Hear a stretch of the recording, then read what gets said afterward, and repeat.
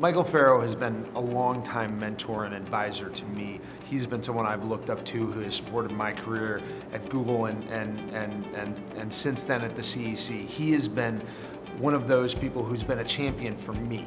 He's been an entrepreneurial champion in my life. Michael's the consummate entrepreneur. He's willing to make large financial bets on his own ability to succeed.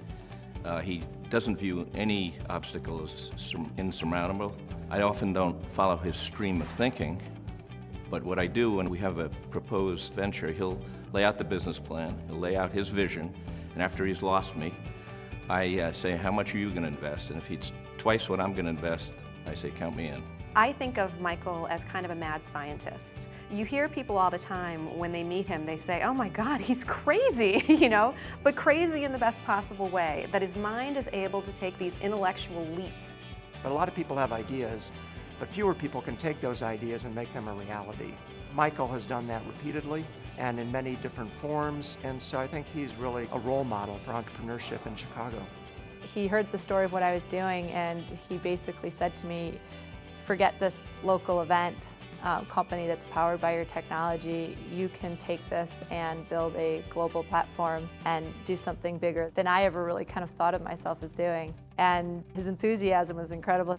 He actually called me later that day and said, Talia, if you really think about going for that big win, I'll back you. I'll invest in you. I remember it so clearly because it was the path that changed my life. We were at a Cubs game and he said, I'm thinking about doing this deal with the Sun-Times. And I was like, haven't people done that before? And he's like, oh yeah, but I've got a new idea and a different twist on it, and I think it's going to be really, really cool. I thought, wow, this is a ballsy move. You know, print media is kind of falling off and going into the internet, and they just jumped in both feet.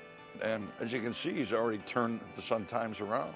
Michael is changing the Sun-Times from the ground up, about how we approach our business every day in a much more entrepreneurial fashion, to our office space and how we interact with each other.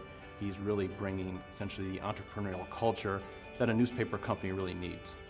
We almost lost him to California, but thank God the city got involved and the mayor got involved and said, we really need to stay in Chicago. I think it was really a tipping point for Michael, for Chicago, and sort of the tech environment in Chicago. And Michael is in the forefront of leading that.